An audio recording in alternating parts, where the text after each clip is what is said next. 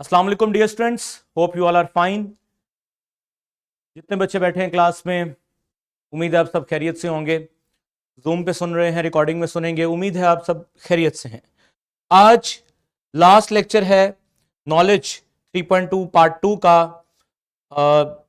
Last 3 lectures के अंदर हमने डिटेल से एमओटी को पढ़ा, हर एस्पेक्ट को देखा, सारे हमने डायग्राम्स देखी, रीजंस के साथ देखा क्यों एमओटी बाकी थ्योरीज से एक स्टेप आगे थी, क्योंकि ये बॉन्ड ऑर्डर भी बताती है, पैरामैग्नेटिक नेचर भी बताती है, डायमैग्नेटिक नेचर भी बताती है, और ये वो चीज़ें थी जो पिछली थ्योरीज ने नहीं प्रिडिक्ट की थी।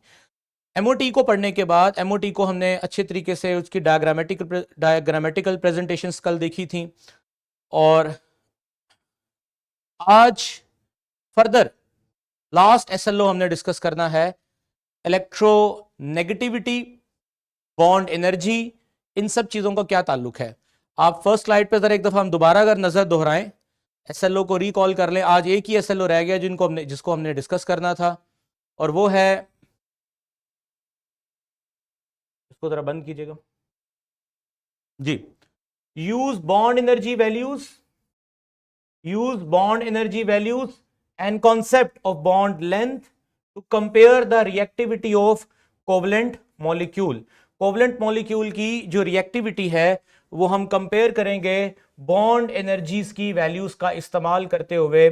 देखेंगे कि किस तरह बॉन्ड एनर्जी, बॉन्ड लेंथ, किस तरह रिएक्टिविटी ऑफ कोवलेंट मॉलिक्यूल्स को कंट्रोल करती है। ये आज एक एसएलओ, बाकी तीनों एसएलओ इस नॉलेज के कंप्लीट हो चुके हैं। तो इसके लिए वापस चलते हैं।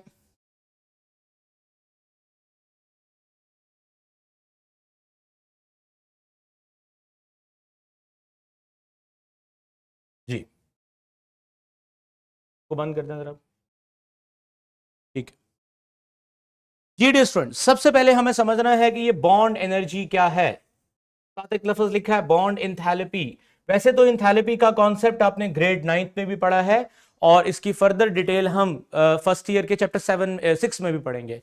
मैं आपको इंथैल्पी का जरा कंसेप्ट देता हूं। फॉर एग्जांपल, अभी मैं क्लास में खड़ा हूं और मैं पढ़ा रहा हूं आप सबको। मेरे इस पढ़ाने में मेरी बॉडी की एनर्जी यूज हो रही है, मेरी बॉडी से हीट निकल रही है। तो अब मेरी बॉडी की एनर्जी अभी से 5 मिनट पहले जब मैं क्लास में आया था तो कुछ और थी, अब डाउन हो चुकी है, अगले 10 मिनट बाद और डाउन हो जाएगी, क्योंकि मेरी बॉडी कंटिन्यूअसली काम कर रही है या हीट रिलीज कर रही है। अब किसी भी बॉडी की जो एनर्जी चेंज आती है, या तो वो काम करने की वजह से आती है या हीट के रिलीज होने की वजह से आती है। अब ये जो बॉडी में बचा हुआ हीट कंटेंट है, ये असल में मेरी बॉडी की इंथैल्पी है। तो आसान लफ्जों में बताऊं, किसी भी बॉडी में हीट चेंज को अगर आपने जज करना हो तो आप उसको क्या नाम देते हो? इंथैल्पी। मिसाल के तौर पे आपके सामने ये जो डायग्राम बनी है, इस डायग्राम को आप देखो। इस डायग्राम के अंदर हीट एनर्जी एब्जॉर्ब हुई, और उस एनर्जी के एब्जॉर्ब होने से ये बॉन्ड टूटे, और बॉन्ड के टूटने से डेफिनेटली बॉन्ड ब्रेक हो गए। और आप देख सकते हैं यहां पर ये तमाम जो एटम्स हैं, जो पहले मॉलिक्यूल की शक्ल में थे, बॉन्ड ब्रेक होने के बाद अलग अलग हो गए हैं। अब जब बॉन्ड बनाने के ब्रेक होने के बाद जब ये अलग अलग हो गए हैं, तो इस काम के लिए एनर्जी लगी, हीट एब्जॉर्ब हुई। तो सिस्टम का जो हीट कंटेंट चेंज हुआ है, दरअसल वो सिस्टम की इंथैल्पी में चेंज लेके आएगा। तो इंथैल्पी, बॉन्ड इंथैल्पी से मुराद बॉन्ड एनर्जी ही है। इंथैल्पी समझ लें हीट एनर्जी की फॉर्म में प्रेजेंटेशन को हम इस तरह से हम बात कर सकते हैं। आपके सामने डायग्राम है, आप देखें हाइड्रोजन एंड हाइड्रोजन। इस बॉन्ड को तोड़ना है तो हमें कितनी एनर्जी रिक्वायर्ड है? 436 किलो जूल एनर्जी रिक्वायर्ड है इस बॉन्ड को तोड़ने के लिए। और तोड़ने के बाद ये मॉलिक्यूल अपने एटम्स में ब्रेक हो जाएगा। वाइस वर्सा, अगर ये एटम रिकंबाइन होते हैं, दोबारा से बॉन्ड बनाते हैं, तो बॉन्ड बनने की शक्ल में एनर्जी रिलीज होगी। कितनी रिलीज होगी? 436 किलो जूल एनर्जी रिलीज होगी। तो बॉन्ड ब्रेकिंग में एनर्जी इन्वेस्ट होती है, बॉन्ड मेकिंग में एनर्जी रिलीज होती है। इस एब्जॉर्ब और इस तरह से एनर्जी का ये जो एनर्जी एब्जॉर्ब और रिलीज हो रही है in the form of heat होगी, इसलिए हम इसको बॉन्ड एंथैल्पी का नाम भी देते हैं। एक बात। दूसरी बात, इसके साथ किलो जाउल लिखा है, खाली किलो जाउल लिखना काफी नहीं है। यूनिट होता है kilo joule per mole. Kilo joule per mole, what is meant by kilo joule per मोल?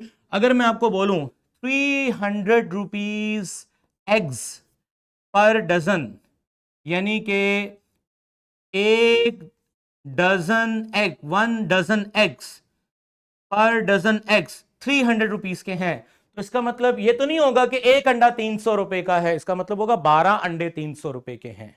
समझ गए मेरी बात को? अब ये जो एनर्जी लिखी है ना 436 किलो जाउल पर मोल, इसका साफ साफ मतलब यह है कि एक बॉन्ड तोड़ने के लिए यह एनर्जी नहीं है, ये एक मोल बॉन्ड तोड़ने के लिए एनर्जी है। एक मोल क्या होता है? जिस तरह दर्जन के पीछे छुपा हुआ नंबर 12 है, जिस तरह एक रिम के पीछे छुपा हुआ नंबर 500 है। एक रिम पेपर चाहिए, एक रिम पेपर का मतलब क्या होता है कि आपको 500 पेपर चाहिए, ठीक है। इसी तरह से आपने याद रखना है कि एक मोल के पीछे छुपा हुआ नंबर कितना होता है? 6.02 मल्टीप्लाई 10 की पावर 23। ये जो एनर्जी 436 किलो जूल यूज हो रही है ना, ये एनर्जी कितने बॉन्ड्स को ब्रेक करने के लिए यूज हो रही है? 6.02 मल्टीप्लाई 10 की पावर 23। इस तरह के 6.02 मल्टीप्लाई 10 की पावर 23 बॉन्ड ब्रेक होंगे तो 436 एनर्जी लगेगी। इतने बॉन्ड बनेंगे तो इतनी एनर्जी रिलीज होगी। एक बात। अगली चीज, ये चीज मैंने यहां इसी जगह पे मेंशन की है, आप इस कंटेंट को एक दफा पढ़ लें, फुल स्क्रीन कर दें इसको। जो चीज मैंने समझाई है उसको कंटेंट की शक्ल में लिखा है। अच्छा, आगे एक चीज इंपॉर्टेंट है, यहां से पढ़िएगा। When a bond is formed between two atoms, energy is release, the same amount of energy is absorb when the bond is broken to form a neutral atom. So the bond energy is the average amount of energy required to break all bond of particular type of 1 mole of substance. 1 mole of substance. It is determined experimentally. ये बड़ा important है कि ये जो आपने bond energy की value discuss की है ना, ये कुछ तुक्का नहीं है, ये प्रॉपर एक्सपेरिमेंट है।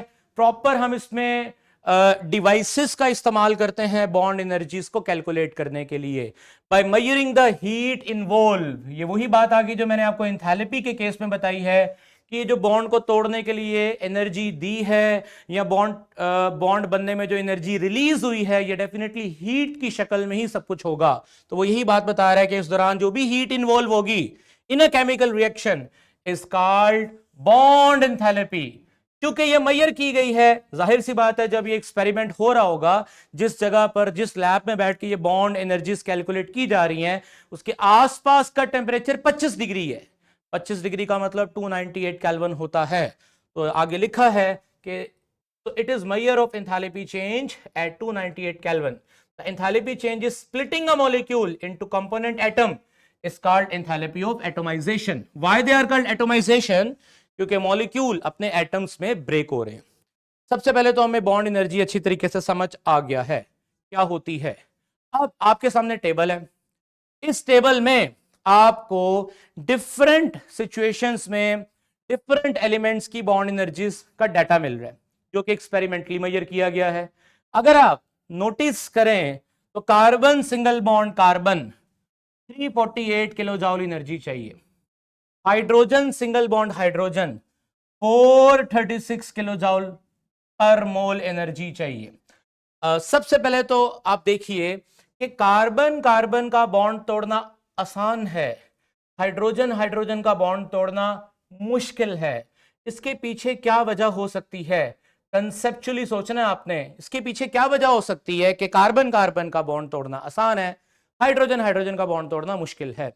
वैसे तो बहुत सारे फैक्टर्स होते हैं जो बॉन्ड की एनर्जी को कंट्रोल करते हैं। मैं उन फैक्टर में से फिलहाल एक फैक्टर डिस्कस कर रहा हूं, which is bond length, bond length. Dear students, आगे जाके इसको डिस्कस भी करेंगे बॉन्ड लेंथ को, लेकिन अभी आप इसको समझ लें कि बॉन्ड लेंथ नॉर्मली जितनी ज्यादा होती है, बॉन्ड लेंथ जितनी ज्यादा होती है, और बॉन्ड लेंथ कब ज्यादा होती है? जब एटॉमिक साइज बड़ा होता है। ऑब्वियसली जब बड़े साइज के एटम्स बॉन्ड बनाएंगे, बड़े साइज के एटम्स जब बॉन्ड बनाएंगे, ऑब्वियसली जब बड़े साइज के एटम बॉन्ड्स बनाएंगे तो उनकी बॉन्ड की लेंथ, अब यहां पे बॉन्ड लेंथ से मुराद क्या है पहले तो ये समझ लें। मैं आपको एक डायग्राम दिखाना चाहता हूं ताकि आपको बॉन्ड लेंथ का कंसेप्ट क्लियर हो जाए। ये स्टूडेंट्स ये देखें, जब दो एटम आपस में बाउंड होते हैं तो उनके न्यूक्लियाइज के दरमियान में जो डिस्टेंस होता है वो बॉन्ड लेंथ होता है। उस बॉन्ड लेंथ को आप आधा कर लो तो एटम का साइज एटॉमिक रेडियाई आ जाता है।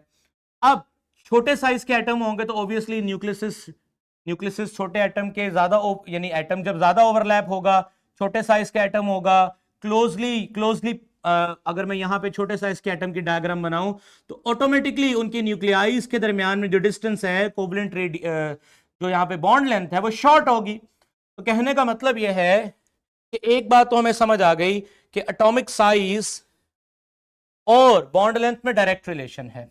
अब बॉन्ड लेंथ लंबा बड़ी होने से होता क्या है और छोटे होने से क्या होता है? आपके सामने है जो मैंने अभी डायग्राम आपको दिखाई कि जब बॉन्ड लेंथ लंबी है, बड़ी बॉन्ड लेंथ है, तो दरअसल इलेक्ट्रॉन्स क्या करते हैं? बॉन्ड में मौजूद इलेक्ट्रॉन्स को होल्ड करते हैं, अपनी तरफ ग्रैब करते हैं। न्यूक्लियस, बेसिकली ये न्यूक्लियस जो है ये क्या करता है? न्यूक्लियस इलेक्ट्रॉन्स को होल्ड करता है, बॉन्डेड इलेक्ट्रॉन्स को होल्ड करता है। अब बड़े साइज के अंदर न्यूक्लियस में और इलेक्ट्रॉन्स में डिस्टेंस ज्यादा होता है तो न्यूक्लियस के लिए इलेक्ट्रॉन्स को होल्ड करना मुश्किल हो जाता है, इसलिए इसको तोड़ना भी आसान हो जाता है। अगर मैं छोटे साइज के एटम की बात करूं, तो उनके न्यूक्लियस क्लोज होते हैं। क्लोज न्यूक्लियस क्या करते हैं? इलेक्ट्रॉन्स को अच्छा होल्ड कर सकते हैं, इसलिए उनको ब्रेक, उसको तोड़ना, अलग करना मुश्किल होता है। तो यहां पर हम रिलेशन मेंशन कर लेते हैं। Bond length directly proportional atomic size और inversely proportional bond energy. Bond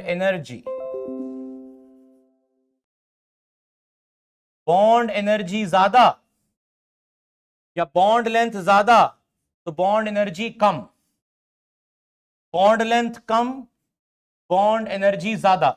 अब आप खुद सोचो, कार्बन बड़े साइज का एटम है, कार्बन का एटॉमिक साइज बड़ा है, कार्बन की बॉन्ड लेंथ ज्यादा है, तो कार्बन के केस में बॉन्ड एनर्जी कम होगी। हाइड्रोजन का एटॉमिक साइज छोटा है, बॉन्ड लेंथ छोटी है। ऑब्वियसली डायरेक्ट रिलेशन का मतलब है कि दोनों चीजें एक साथ बढ़ेंगी, एक साथ कम होंगी। इनवर्स का मतलब एक चीज बढ़ेगी, दूसरी चीज कम होगी। बॉन्ड लेंथ छोटी है तो डेफिनेटली उसकी बॉन्ड एनर्जी क्या होगी? ज्यादा। एक फैक्टर तो ये हो गया, लेकिन हर दफा ये फैक्टर होल्ड नहीं करता। आपको आपकी किताब में मौजूद डाटा में एक और मिसाल मिलेगी, fluorine fluorine, chlorine chlorine, bromine and bromine. Dear students ध्यान से देखिएगा, टेक्निकली चीजों को समझिएगा। अब इसमें फ्लोरीन फ्लोरीन की तो बाद में बॉन्ड एनर्जी लिखेंगे, क्लोरीन क्लोरीन की 242 होती है, डेफिनेटली यूनिट आपको पता है किलो जाउल पर मोल। ब्रोमीन ब्रोमीन की almost 193 kilo joule per mole energy होती है। अगर मैं क्लोरीन टू ब्रोमीन देखूं तो एनर्जी कम हो रही है, उसकी वजह भी मुझे पता है। Top to bottom we all know that size बड़ा होता है, साइज एटॉमिक साइज बड़ा होगा तो बॉन्ड एनर्जी कम होगी। इसलिए ब्रोमीन का चूंकि एटॉमिक साइज बड़ा है तो उसकी बॉन्ड एनर्जी भी कम है। प्रिडिक्ट करें, शाबाश। फ्लोरीन की बॉन्ड एनर्जी, फ्लोरीन की बॉन्ड एनर्जी ज्यादा होनी चाहिए क्योंकि उसका एटॉमिक साइज छोटा है, सबसे छोटा साइज एटॉमिक साइज फ्लोरीन का इस पूरे ग्रुप में, तो बॉन्ड एनर्जी उसकी ज्यादा होनी चाहिए। लेकिन अनएक्सपेक्टेडली उसकी bond energy just 155 kilo joule per mole है। हम समझ रहे थे इसकी तो 242 से भी ज्यादा होगी, लाइक अ हाइड्रोजन, बट इसकी ओनली 155 है। क्यों? ऐसा क्यों? ऐसा इसलिए कि fluorine we all know that have 3 lone pairs. अब छोटे से एटम के गिर्द इतने इलेक्ट्रॉन्स इकट्ठे हो गए हैं, इतने लोन पेयर आ गए हैं। छोटा क्यों बोल रहा हूं? क्योंकि फ्लोरीन एक ऐसा एलिमेंट है जिसके सिर्फ 2 शेल हैं, और 2 शेल का मतलब क्या होता है कि 2 शेल, दूसरा शेल है, दूसरे शेल में मैक्सिमम 8 इलेक्ट्रॉन आ सकते हैं। 8 की बजाय 7 तो पहले ही है, क्योंकि फ्लोरीन के बाहर वाले शेल में 7 इलेक्ट्रॉन होते हैं। ऐसा घर जिसमें 8 लोग रह सकते हैं, 7 पहले ही है, तो कंजस्टेड होगा। इसका मतलब फ्लोरीन का, अच्छा, फ्लोरीन का जो आउटर मोस्ट शेल है वो कंजस्टेड है। कंजस्टेड आउटर मोस्ट शेल की मदद वजह से थिक इलेक्ट्रॉनिक क्लाउड है यहां पर। थिक इलेक्ट्रॉनिक क्लाउड क्या करेंगे? इस बॉन्ड को उल्टा रिपेल करेंगे। ये थिक इलेक्ट्रॉनिक क्लाउड है यहां पर, ये थिक इलेक्ट्रॉनिक क्लाउड जो है फ्लोरीन का बॉन्ड को रिपेल करेगा, इसलिए बॉन्ड आराम से ब्रेक हो जाएगा। सर सही है, लेकिन क्लोरीन में भी तो ऐसा ही है। क्लोरीन में भी तो बाहर वाले शेल में 7 ही इलेक्ट्रॉन हैं, तो क्लोरीन में क्यों मसला नहीं है ये? बेटा क्लोरीन के 3 शेल होते हैं। 3 शेल का मतलब तीसरे शेल में 18 इलेक्ट्रॉन आ सकते हैं। अब ऐसा घर जिसमें 18 लोग रह सकते हैं, 7 रहते हैं सिर्फ, काफी खुली जगह है, काफी खुला खुला मकान है। इसका मतलब क्लोरीन का जो तीसरा शेल है वो थिक इलेक्ट्रॉनिक क्लाउड नहीं रखता, वो थिन इलेक्ट्रॉनिक क्लाउड रखता है। इस थिन क्लाउड की वजह से उसकी इफेक्टिवनेस उतनी ज्यादा नहीं है बॉन्ड को तोड़ने में जितनी फ्लोरीन के अंदर है। तो आपने ये बात याद तो रखनी है कि बॉन्ड लेंथ और बॉन्ड एनर्जी में इनवर्स रिलेशन है, लेकिन साथ आपने ये भी याद रखना है कि हर दफा जरूरी नहीं है। एक और केस आपके सामने, ऑक्सीजन। ऑक्सीजन अगर देखा जाए तो इसके पास भी बेसिकली लॉन पेयर्स होते हैं। ऑक्सीजन के पास भी लॉन पेयर्स होते हैं, और लॉन पेयर्स की वजह से वो भी अपने बॉन्ड को आराम से क्या कर सकता है? ब्रेक कर सकता है। बहरहाल एक तो हमने पूरे डाटा में ये चीज नोट की कि जनरली एटॉमिक साइज और बॉन्ड लेंथ में डायरेक्ट रिलेशन होता है, और इसका बॉन्ड एनर्जी से इनवर्स रिलेशन होता है। दूसरी चीज क्या नोट की हमने? दूसरी चीज हमने ये नोट की कि जो तो पोलर मॉलिक्यूल्स हैं, पोलर मॉलिक्यूल्स कैसे पता चलते हैं? जो डिफरेंट एटम्स पे मुश्तमिल हैं, जनरली उनकी बॉन्ड एनर्जी ज्यादा है, और जो नॉन पोलर हैं उनकी बॉन्ड एनर्जी कम है। जैसे मैं अभी नॉन पोलर हाईलाइट करता हूं, सिलिकॉन, सिलिकॉन की देखें 226 है। इसी तरह ऑक्सीजन, ऑक्सीजन की देखें 146 है। कार्बन, कार्बन की देखें 348 है। लेकिन ऑन द अदर हैंड आप HF देखें, HCl देखें, HBr देखें, OF देखें, OH देखें, दे आर पोलर, और पोलर होने की वजह से इनकी बॉन्ड एनर्जी ज्यादा है। इसका मतलब दूसरा फैक्टर जो हमने आगे मजीद डिटेल में पढ़ना है वो ये है कि पोलैरिटी, बल्कि इसको ऊपर वाले फार्मूले में ही एडजस्ट करना चाहिए कि पोलैरिटी डायरेक्टली प्रोपोर्शनल होती है। शाबाश, किसके? पोलैरिटी बॉन्ड एनर्जी के डायरेक्टली प्रोपोर्शनल होती है। और पोलैरिटी किसके डायरेक्टली प्रोपोर्शनल होती है? इलेक्ट्रोनेगेटिविटी के डिफरेंस के। जितना डिफरेंस ऑफ इलेक्ट्रोनेगेटिविटी होगा, पोलैरिटी उतनी ज्यादा होगी।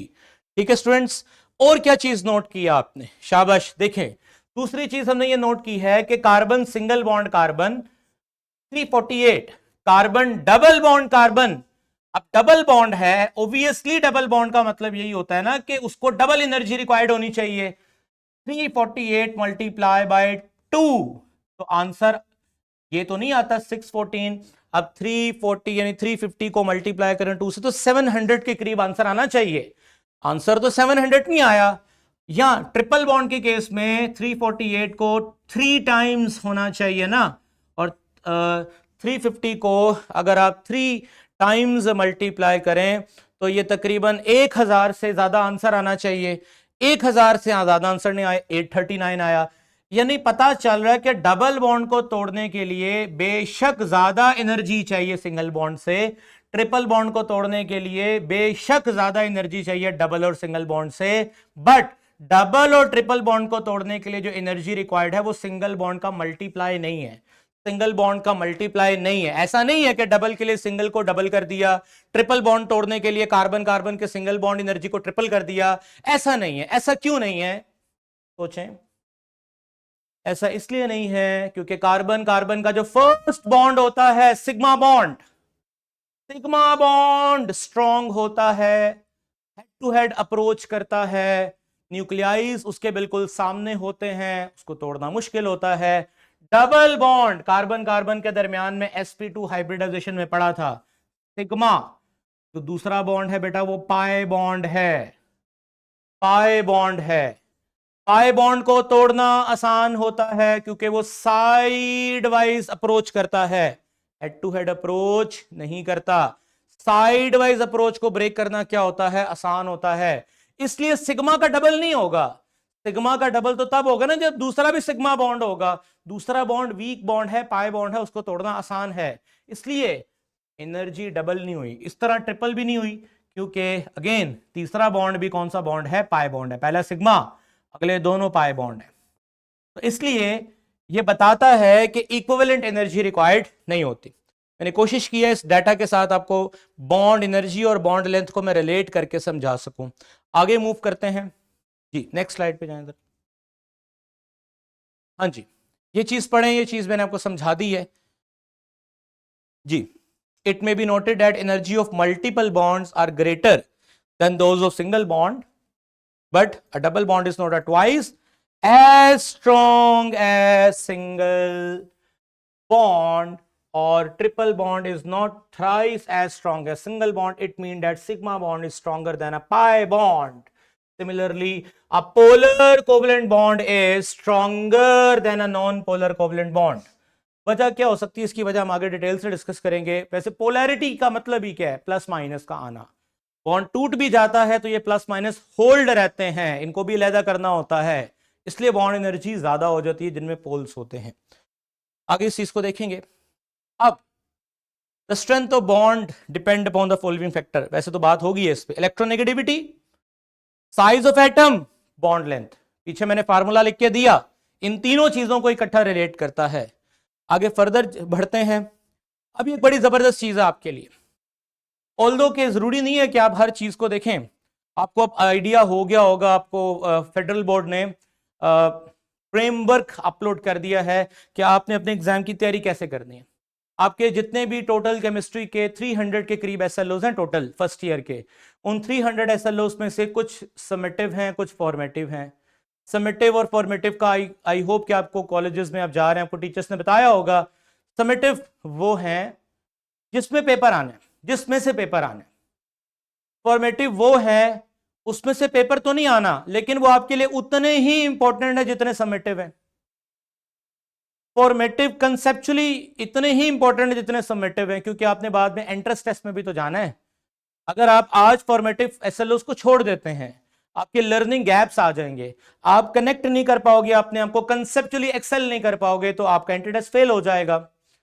तो अभी जो मैं चीजें एक्स्ट्रा बोर्ड पे बताता हूं आपने, हम वैसे तो एक बड़ी अच्छी नोट सीरीज तैयार कर रहे हैं, जो आपको एग्जाम पैटर्न पे तैयार कराएगी और एग्जामिनेशन पॉइंट ऑफ व्यू से कुछ ऐसे क्वेश्चंस बना रहे हैं जो डेफिनेटली फेडरल बोर्ड की पॉलिसी है, किसी बुक से तो वो क्वेश्चन नहीं देगा, लेकिन जो भी न्यूट्रल बंदा क्वेश्चन बनाएगा किसी चीज पे, तो एक एकेडमिक के लोगों की सोच तो एक होती है ना कि ये चीज है हाइब्रिडाइजेशन है, तो उस पर मैं ये क्वेश्चन पूछूंगा कि व्हाट इज हाइब्रिडाइजेशन, इसकी टाइप्स पूछ सकता है, ये क्यों होती है ये पूछ सकता है।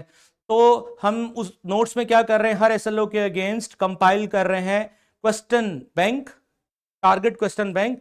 एक एसएलओ है, अगर आप ये 3 शॉर्ट क्वेश्चन तैयार कर लें, 5 एमसीक्यू तैयार कर लें एक एसएलओ के ऊपर, ये लॉन्ग क्वेश्चन तैयार कर लें, तो आपका ये एसएलओ में से बोर्ड में अगर कुछ भी आएगा तो इससे मिलती जुलती ही शक्ल होगी। तो इसलिए मैं साथ साथ ये बता रहा हूं कि कुछ चीजें आपकी एसएलओ की डिमांड नहीं होती, लेकिन फॉर्मेटिवली हमने उसको क्या करना होता है, समझना होता है, क्योंकि वो लिंक करता है कंसेप्ट को। जैसे कि ये टेबल है, इसमें अब हम देखेंगे कि बॉन्ड एनर्जी का इलेक्ट्रोनेगेटिविटी से क्या ताल्लुक है।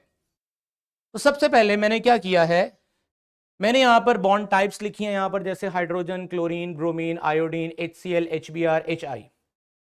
अब सबसे पहले मैंने बॉन्ड एनर्जी लिख दी है 436। हाइड्रोजन का बॉन्ड तोड़ने के लिए 436 किलो जूल एनर्जी लगती है, पता है हमें, पीछे पढ़ के आए हैं। क्लोरीन का बॉन्ड, क्लोरीन का बॉन्ड तोड़ने के लिए 240 240। ब्रोमीन का बॉन्ड तोड़ने के लिए 193। आयोडीन आयोडीन का बॉन्ड तोड़ने के लिए 151 किलो जाउल एनर्जी लगती है पर मोल। समझ गए? अब मैंने क्या करना है, मैंने कैलकुलेट करनी है H और Cl की बॉन्ड एनर्जी कितनी होगी। अब इसके लिए तरीका बड़ा आसान है, आपने हाइड्रोजन की बॉन्ड एनर्जी और क्लोरीन की बॉन्ड एनर्जी इसको ऐड कर देना है। अब हाइड्रोजन की बॉन्ड एनर्जी कितनी थी? 436, लेकिन 436 थी 2 हाइड्रोजन के लिए, हमें तो यहां पर एक हाइड्रोजन की बॉन्ड एनर्जी चाहिए, तो 436 का हाफ करूंगा ना, 218 आ जाएगा। क्लोरीन क्लोरीन को तोड़ने के लिए, 2 क्लोरीन क्लोरीन को अलग करने के लिए 240 किलो जूल एनर्जी लगती है, यानी क्लोरीन क्लोरीन की बॉन्ड एनर्जी 240 है, एक क्लोरीन के हिस्से में कितनी आएगी? 120। अब आप काम करें, आप 218 और 240 को आधा किया 120, 218 और 120 को जमा करने का मतलब आपने हाइड्रोजन और क्लोरीन की बॉन्ड एनर्जी को जमा कर दिया, sum of hydrogen and X bond energies, तो आंसर आया 338। मेरी कैलकुलेशन के मुताबिक HCl को तोड़ने के लिए 338 किलो जाउल एनर्जी लगनी चाहिए, बट एक्सपेरिमेंट ने कहा नहीं, कितनी एनर्जी लग रही है? 431। मेरी और एक्सपेरिमेंट की वैल्यू में जो डिफरेंस आया वो 93 का डिफरेंस है। ये 93 एक्स्ट्रा एनर्जी क्यों लगी मेरी कैलकुलेशन के अलावा? उसकी वजह क्या थी?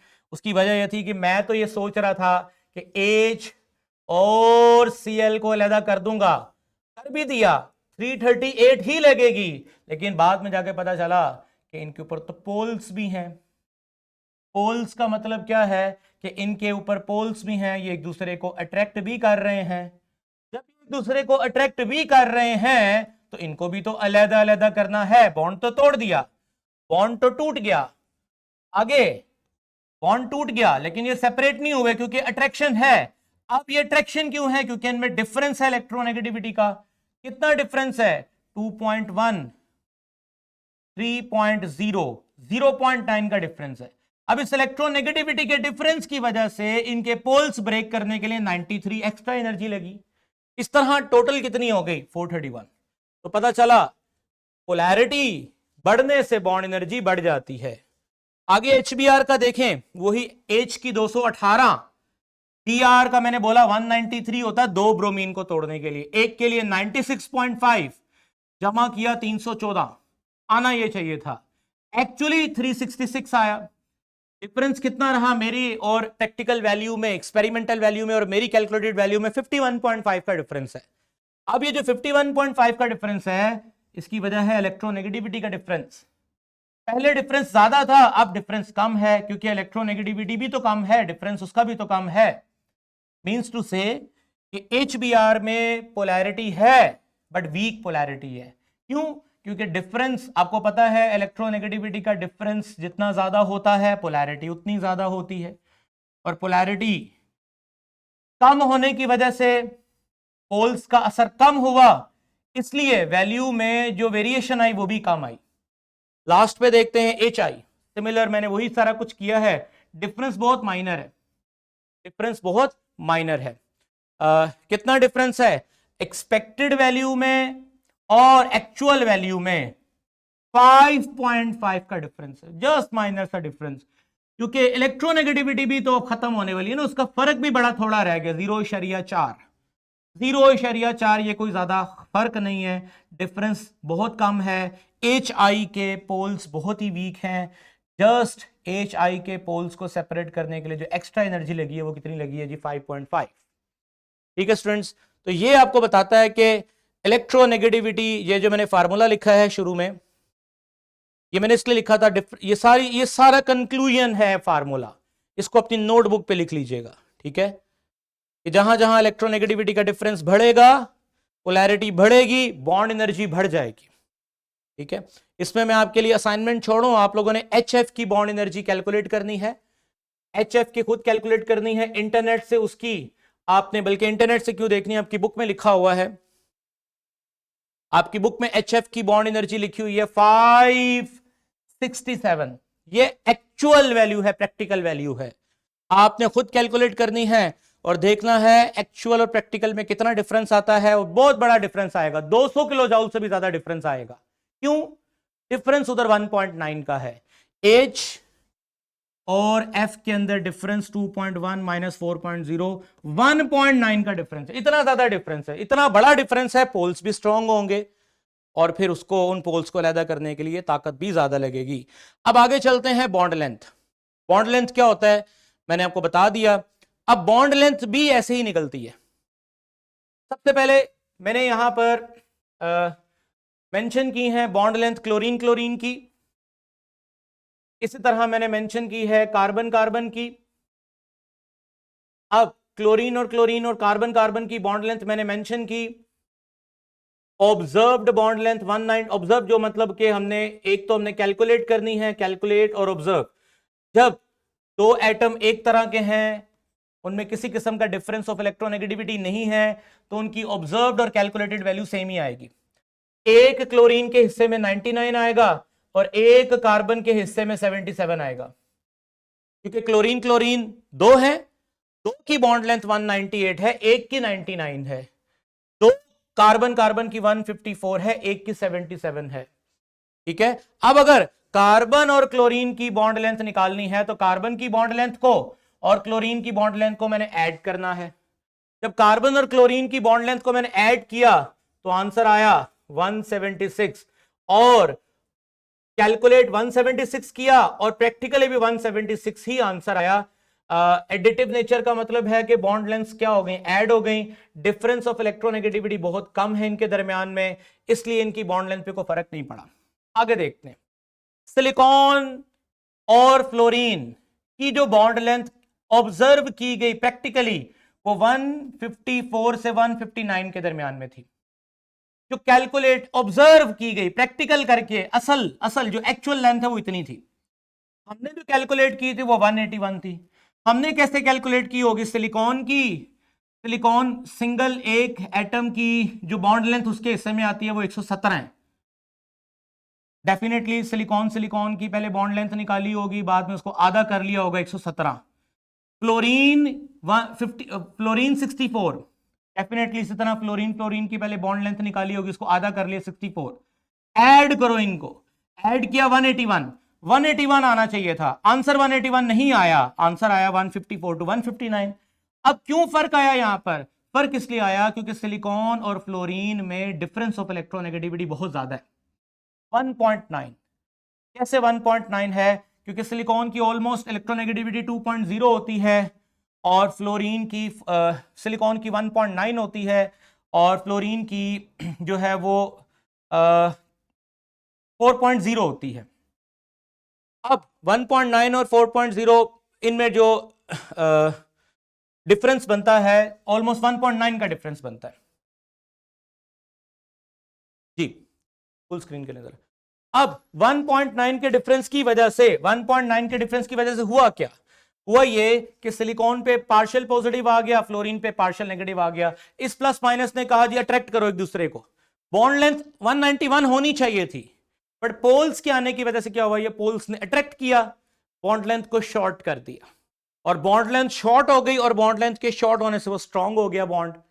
तो पोल्स की वजह से, यही मैंने आगे चीज लिखी है, shortened due to ionic character. तो यहां पर फार्मूले में एक और चीज ऐड कर लेते हैं कि जब इलेक्ट्रोनेगेटिविटी का डिफरेंस बढ़ेगा तो बॉन्ड लेंथ शॉर्ट हो जाएगी। ये मैंने वैसे लिखा हुआ है, इलेक्ट्रोनेगेटिविटी का डिफरेंस बढ़ेगा तो बॉन्ड लेंथ शॉर्ट हो जाएगी। ठीक है। इसी तरह अगर आप बाकी बॉन्ड लेंथ भी देखें, बाकी आप देख लेंगे, बाकी आपने खुद देखना है। आगे बात करते हैं single bond, double bond, triple bond. इनकी बॉन्ड लेंथ में भी कमी आ रही है, 154, 133, 120। क्यों? वजह है इनके अंदर, वजह क्या है? इनकी हाइब्रिडाइजेशन। क्या मतलब हाइब्रिडाइजेशन? देखिए बेटा, sp3 की शक्ल ऐसी होती है, sp2 की शक्ल गोल होती है, sp की शक्ल और गोल होती है। मैंने आपको हाइब्रिडाइजेशन में सिखाया। अब नहीं, ठीक है, ऐसे रहने दें। अब जरा मेरी बात सुने आप सब। sp3 कार्बन जब हाइब्रिडाइज्ड होगा अगर मैं आपको बोलूं ये कार्बन है, ये हाइड्रोजन है, ये कार्बन है, ये हाइड्रोजन है, ये कार्बन है, ये हाइड्रोजन है, तो बोलो कौन सा कार्बन sp3 हाइब्रिडाइज्ड है? तो मैं बोलूंगा ये। कौन sp है? ये। कौन sp2 है? ये। सर कैसे पता चला? भाई ऐसे पता चला, इसमें p 75% है, p ऑर्बिटल लंबा होता है, तो sp3 हाइब्रिडाइज्ड कार्बन जब भी होगा तो उसका ऑर्बिटल लंबा होगा, sp2 हाइब्रिडाइज्ड कार्बन जब भी होगा उसका ऑर्बिटल छोटा होगा, sp का तो और छोटा होगा। एक बात, तो इसका मतलब हाइब्रिडाइजेशन की वजह से भी बॉन्ड लेंथ पे फर्क पड़ जाता है। अगली अहम बात, सर इनमें ज्यादा पोलर कौन है? ज्यादा पोलर कौन है? देखो बेटा 2.1 2.5 कार्बन की इलेक्ट्रोनेगेटिविटी 2.5, हाइड्रोजन 2.1, 2.5, 2.1, 2.5, 2.1। अब जरा मेरी तरफ देखिए, बड़ी इंपॉर्टेंट बात बताने वाला हूं। लेट्स से इस क्लासरूम के अंदर स्टूडेंट्स बैठे हैं और आप सबको मैं एक स्टूडियो बड़े हॉल में ले जाता हूं, एक बड़े थिएटर के अंदर ले जाता हूं जहां मूवीज देखते हैं। अब फॉर एग्जांपल इस क्लासरूम में अगर 30 स्टूडेंट्स बैठे हैं तो 30 स्टूडेंट्स को मैं एक ऐसे हॉल में बिठाता हूं जहां 500 लोग बैठ सकते हैं।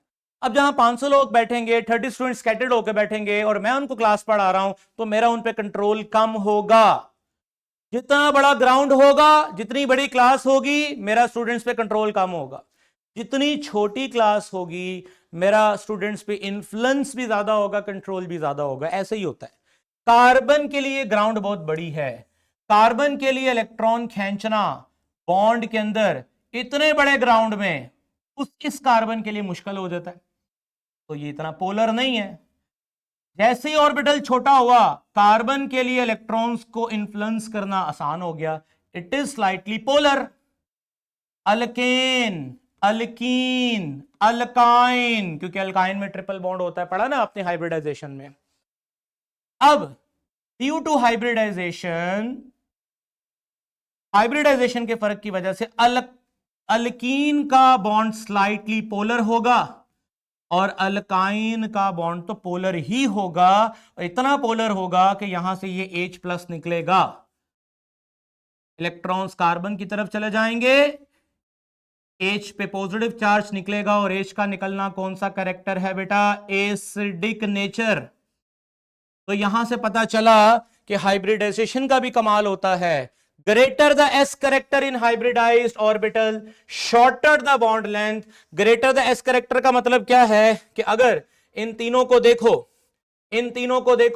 तो इन तीनों में अगर परसेंटेज वाइज देखा जाए तो sp3, sp2, sp, s character 25%, 33.3%, 50%, p character 75%, 66.6%, 50%। तो जिसमें जितना ग्रेटर s करेक्टर होगा, s करेक्टर जितना बड़ा होगा, उतनी बॉन्ड लेंथ छोटी हो जाएगी। ठीक है, अब ये फार्मूले में लिख लो, ये भी चीज लिख लो कि बॉन्ड लेंथ और s करेक्टर में कौन सा, अच्छा बॉन्ड लेंथ और p करेक्टर में कौन सा रिलेशन है? डायरेक्ट।